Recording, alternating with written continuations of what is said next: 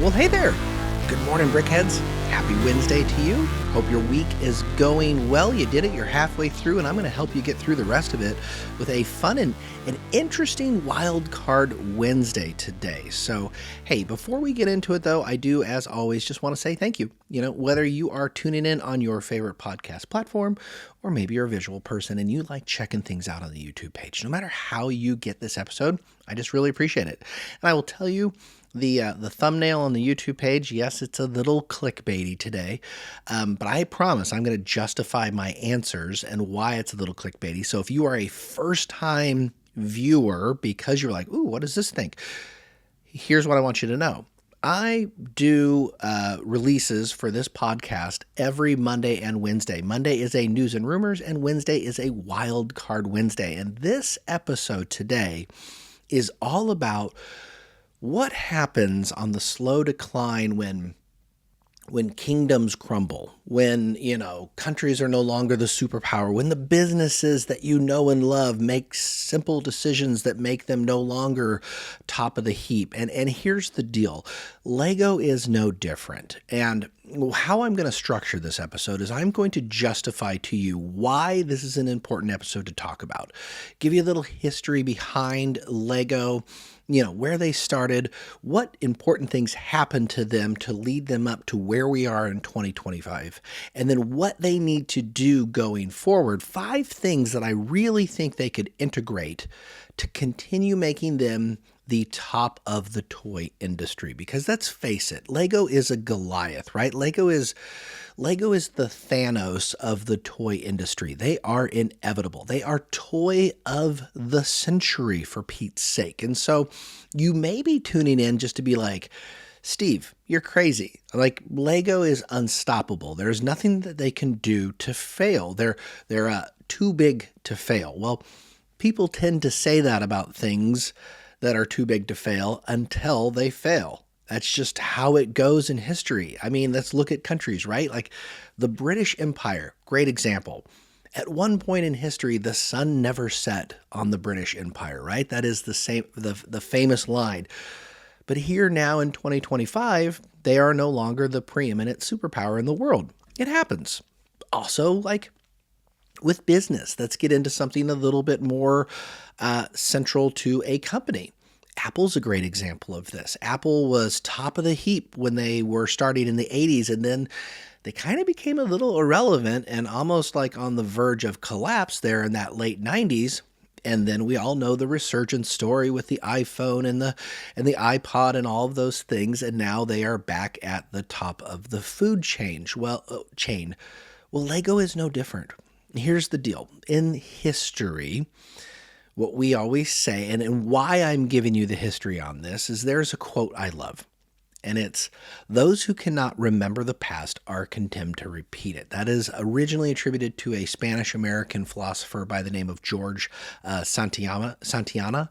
I actually like Winston Churchill's version better when he said, those who fail to learn from history are doomed to repeat it. And I bring those things up because the history of Lego and the decisions they make today are ingrained in the last 30 years of decisions that they have made as a company. Okay, so let's go back a second.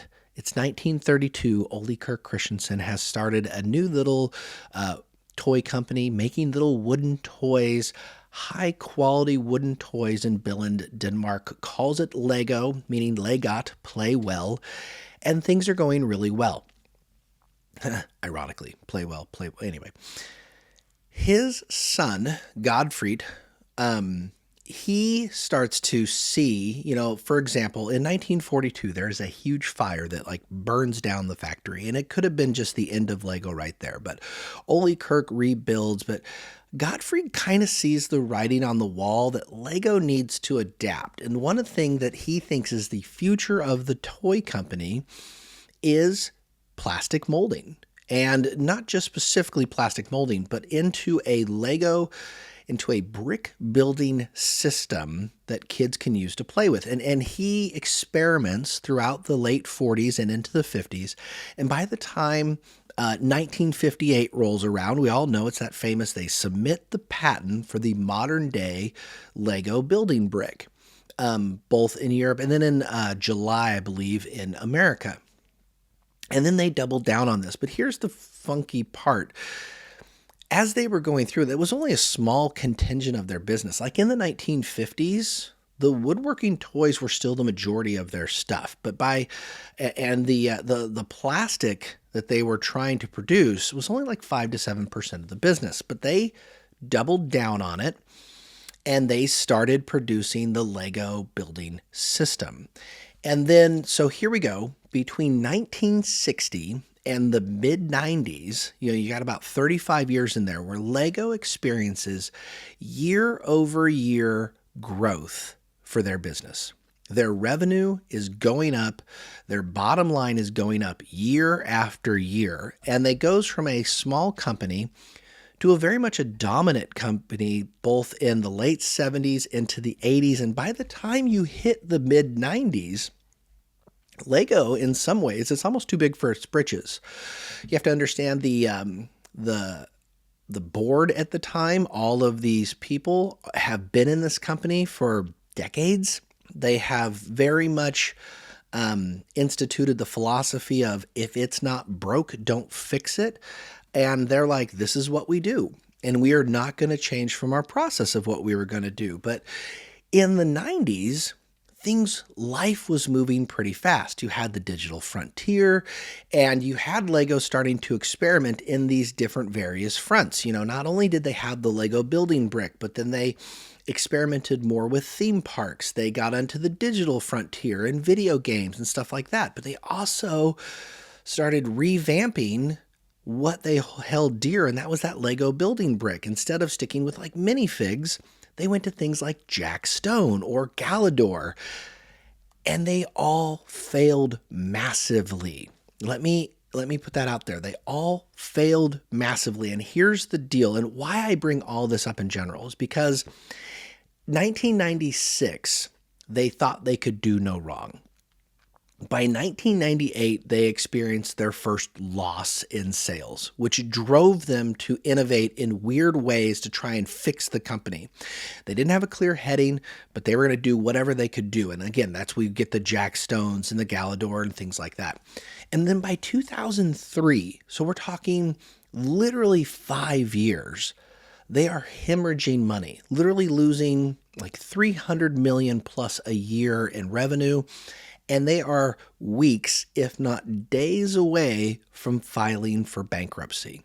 Like they're about to go out of business. A company that in 2000 was named Toy of the Century, could do no wrong, top of the world in the 90s, is about ready to file for bankruptcy because of the business decisions they made.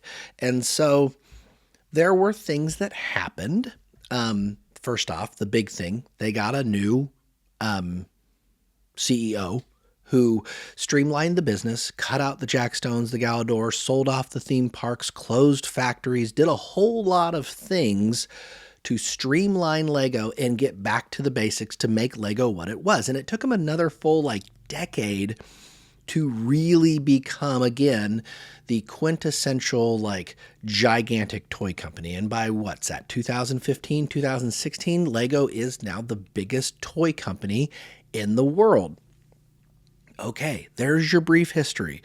But Steve, why do you say any of this? Well, because here's the deal. I think we're on the precipice of something again, meaning it's 2025. Lego is top of the heap. Is this the mid-90s Lego? Or is this the 2008, 2009 Lego company that's on the up and up? And I would argue that if Lego doesn't make a couple key strategy changes, we could again be 4 or 5 years from them going right back down. I mean, I'm just putting that out there. And so you can say, yes, Lego is an unstoppable juggernaut, which right now they absolutely are. But you can also say, in the terms of business, There is not a long-term memory there. And if they aren't careful with some of the things that they are doing right now, I would argue we could be in for a change.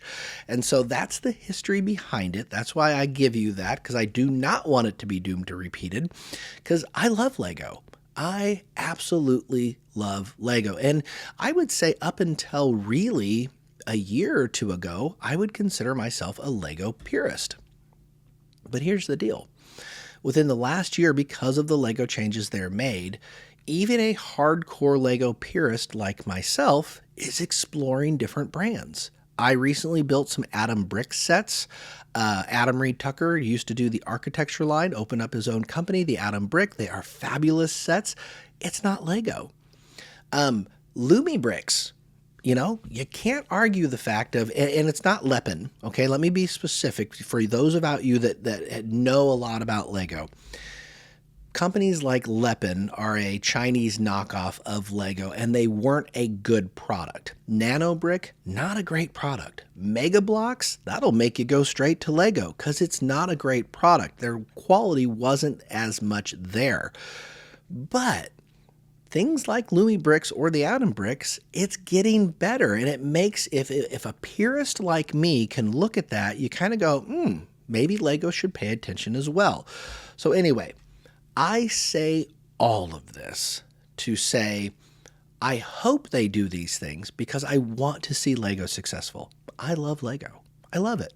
I mean, obviously, I do a podcast twice a week on Lego, so I feel like I have an invested interest as an AFOL, as a lover of this little brick, to tell you I want to see it successful. But these are the things I think it has to do. So without further ado, I'm going to give you 5 things and talk about each of those 5 things. And the first, it's kind of the low-hanging fruit, but it is by far, I believe, the most important of the 5. And that's stabilized pricing.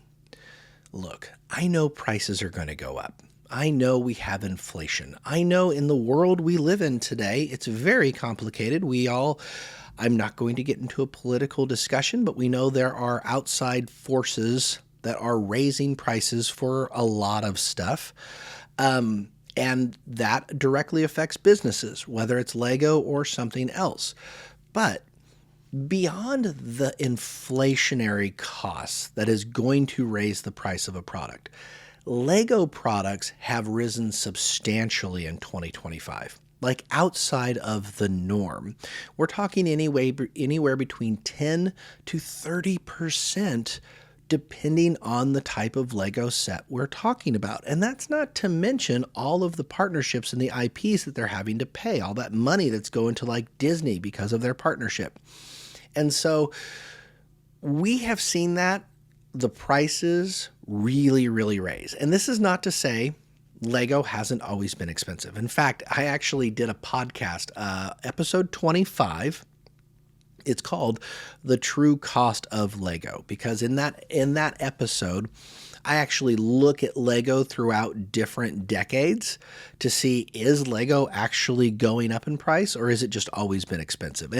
And spoiler alert, part of it is it's just always been expensive, but it's about how they raise prices and how much they raise prices in a given time period that really stands out. So like summer of 2022 is a big standout where they did across the board price hikes, but also here in 2025. Like I say, people expect the price to go up, but they don't expect it to go up substantially over that long of a period of time. And if Lego doesn't stabilize pricing, they're going to lose more than just their casual fan base. And I say that because I got a Lego conspiracy.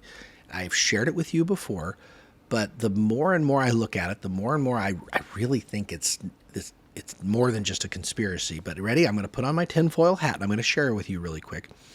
Lego does not care about the casual fan. I'm just going to put it out there. Yes, that is a strong, bold statement to make. But here's what I'm saying.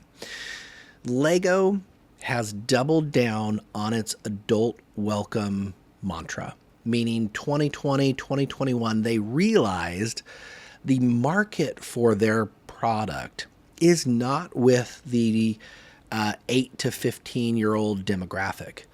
The main market is their 20 or 25 to 40 demographic.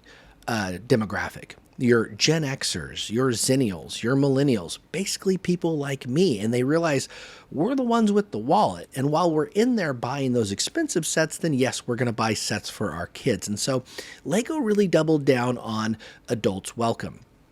But here's the thing, in 2025, I think Lego has really realized that they can make more money off adults and then by not making as much product. Okay, so let me give you an example. Let's just say a Millennium Falcon comes out, and that Millennium Falcon is $500, and they make 1 million units.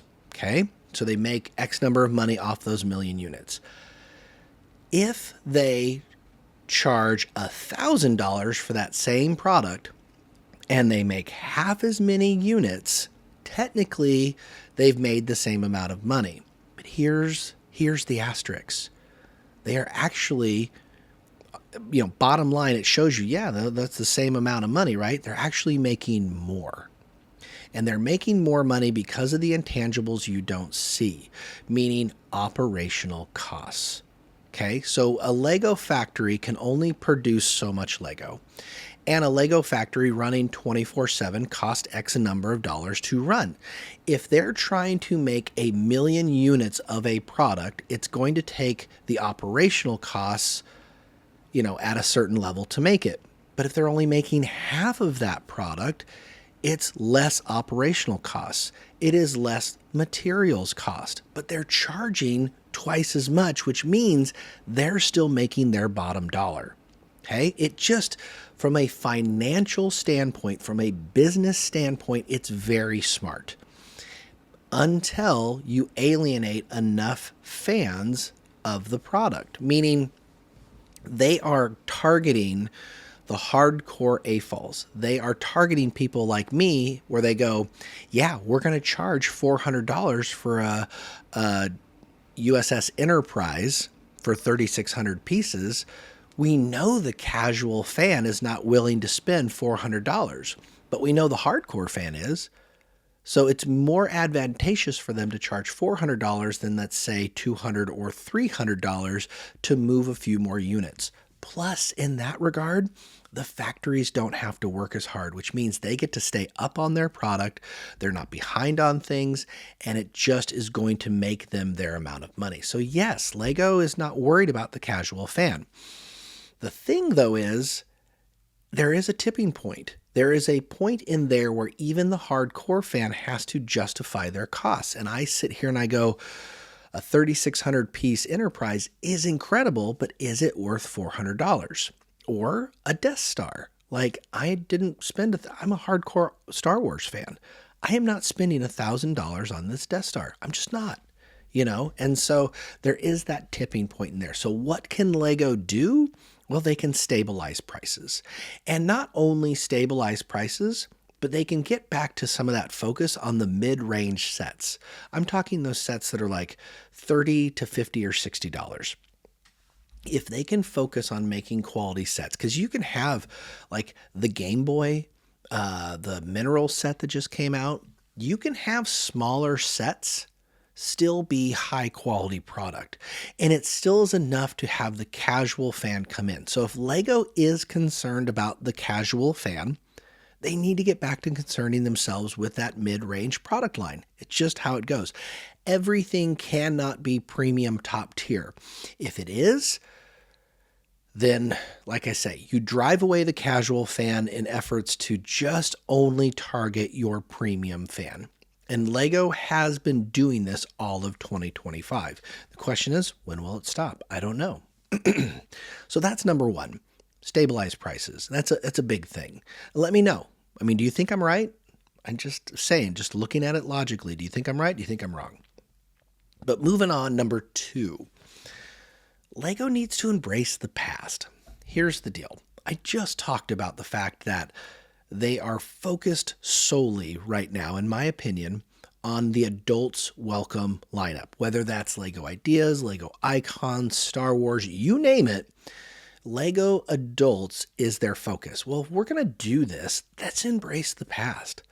Why is Lego not bringing back castle or pirate or space themes? They're non-IP themes that are extremely popular. Why are we focusing on things like dreams or dots or other lineups where they can be experimental, but no one cares about them and they only last for a year or two? If the BrickLink Designer program has showed us anything, it's that there's people in my generation, my age group, that are very excited about Lego Castle or Lego Pirates. And all Lego has to do is just bring it back.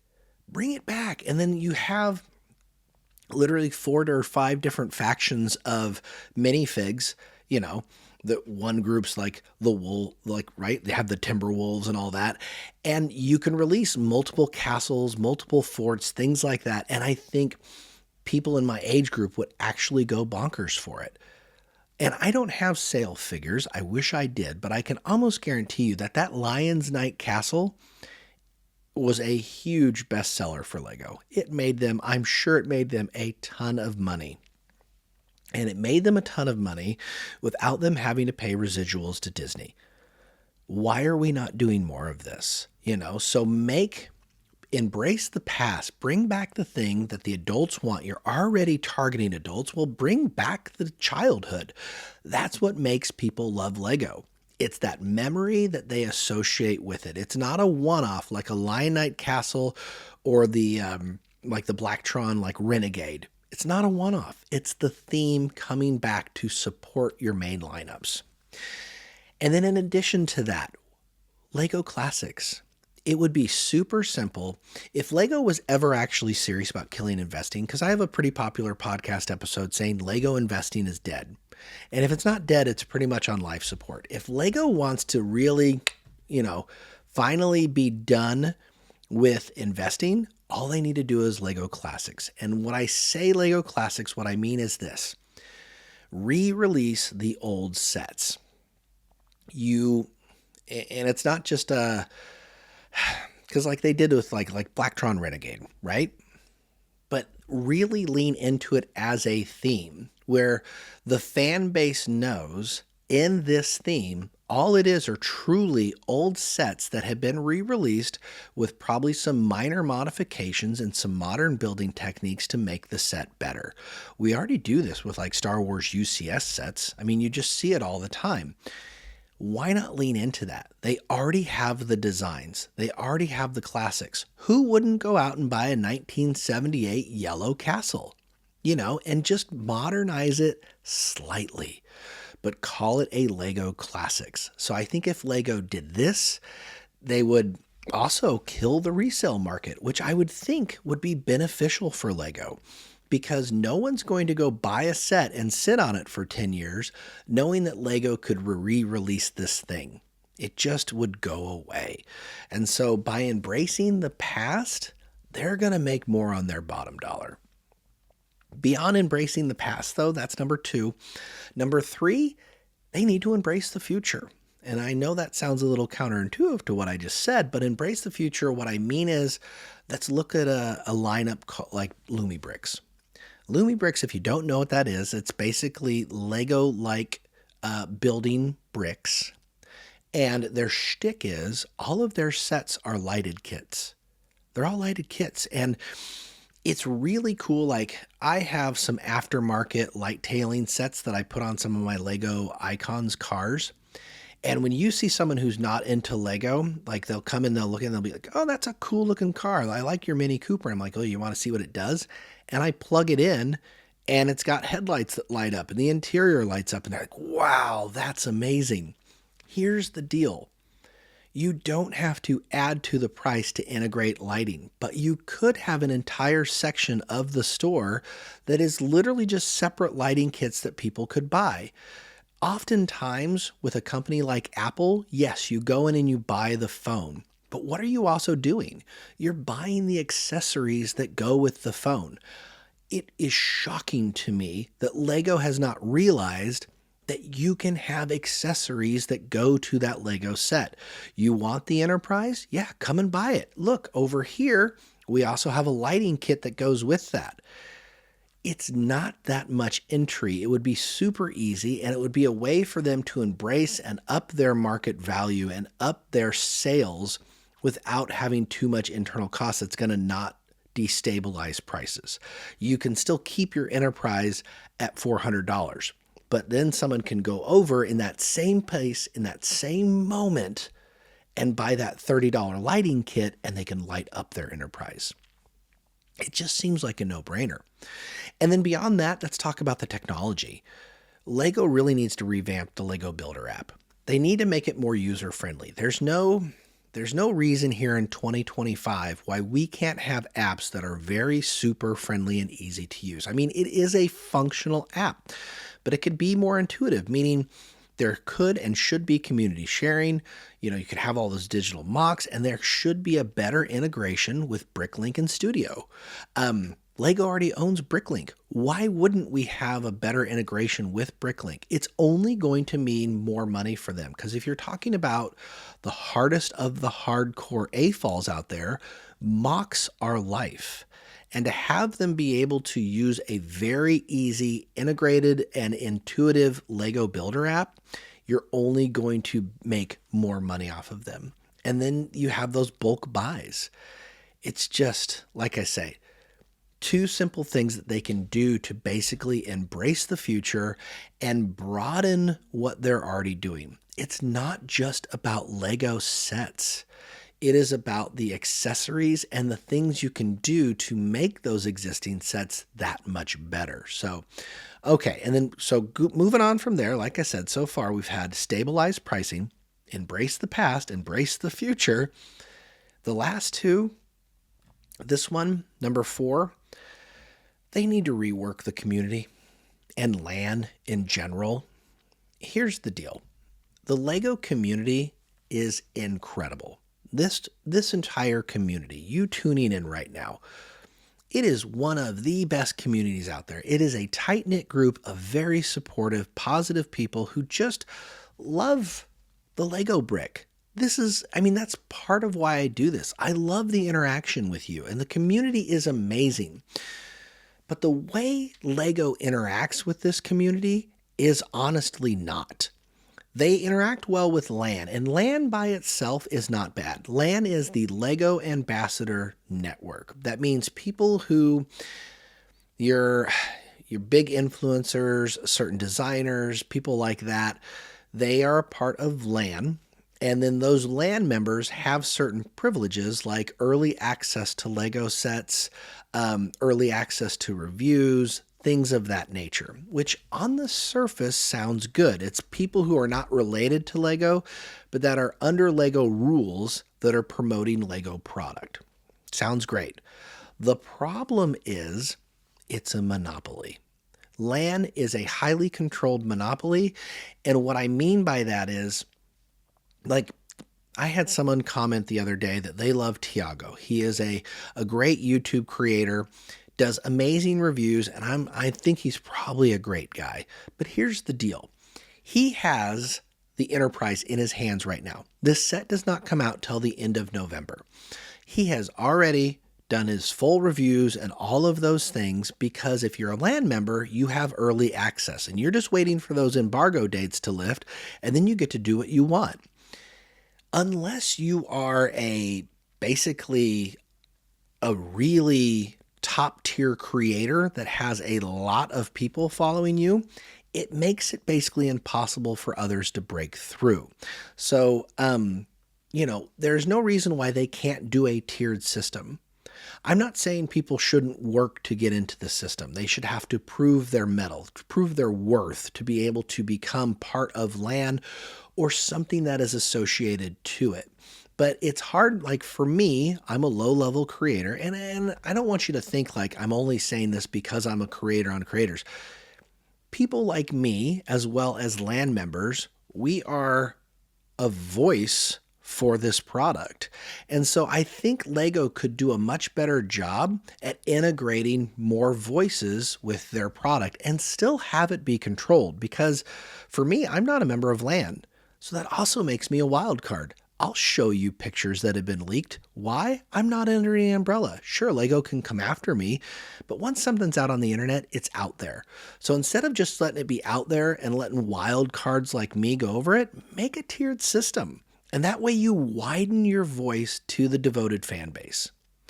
Because that's what this is. It's about expanding your reach and having people, your lower grade, I say lower grade. I shouldn't say lower grade. I say lower success level, if you will, or your newer creators that are trying to break through.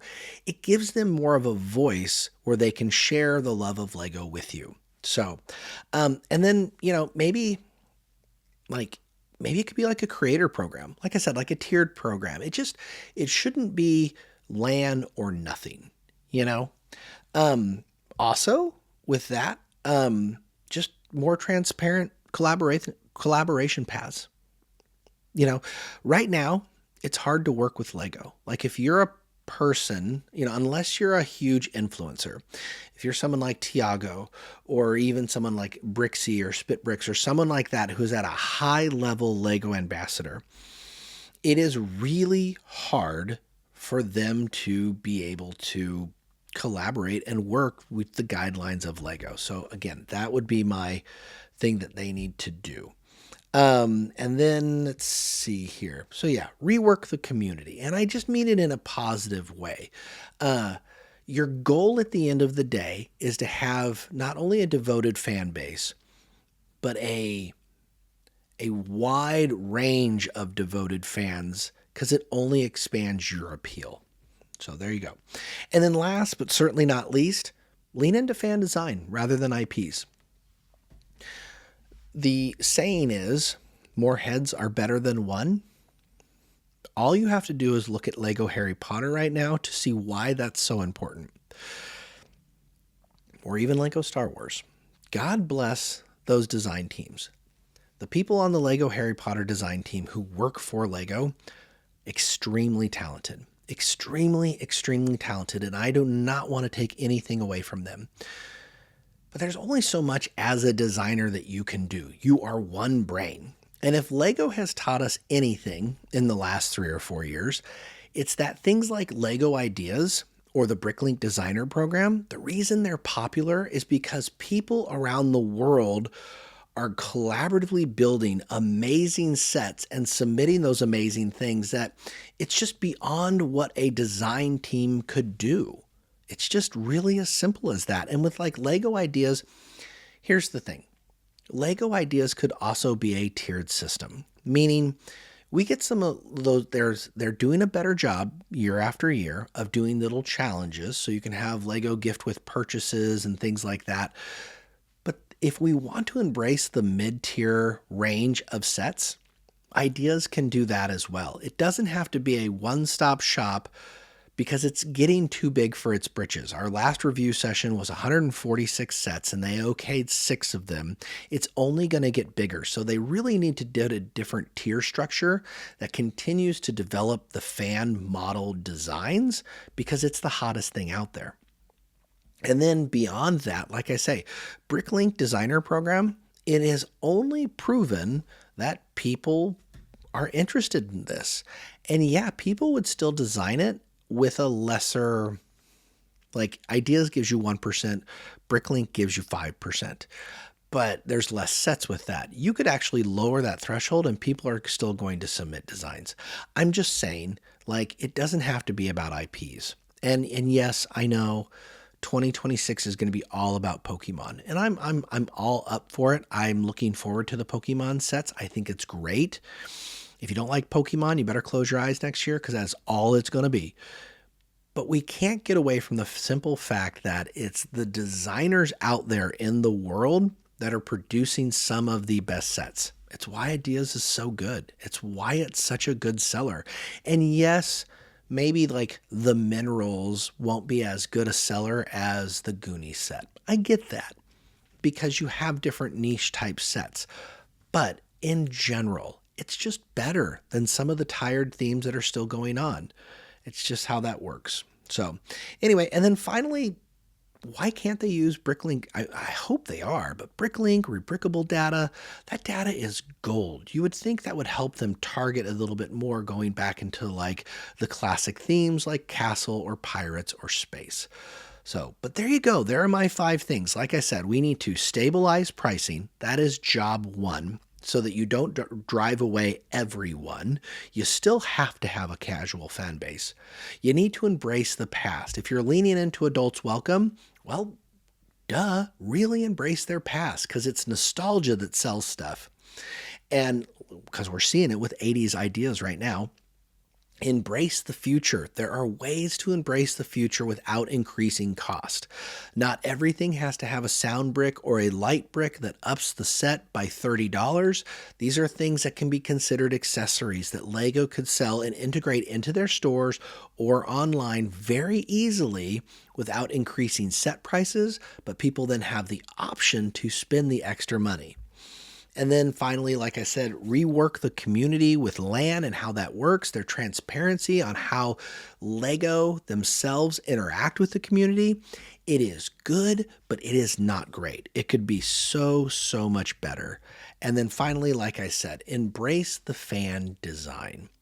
Not everything should be IPs. Not everything should be the billioned team trying to assume what people are going to like. It's just that's how that works.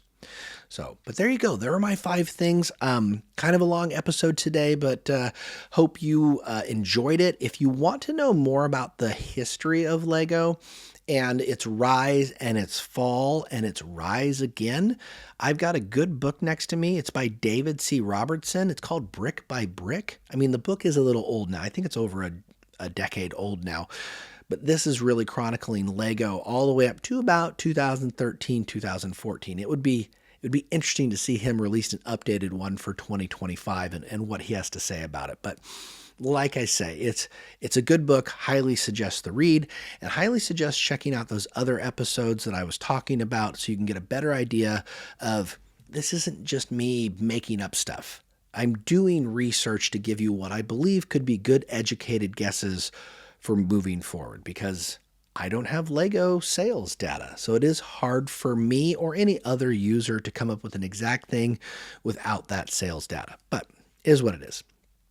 Other than that, again, very much appreciate you. I will see you on Monday. Make sure you hit that subscribe button so you can tune in Monday because Monday is another amazing episode of news and rumors. But until Monday, I hope the rest of your week goes well, and I'll catch you on the next one. Bye, guys.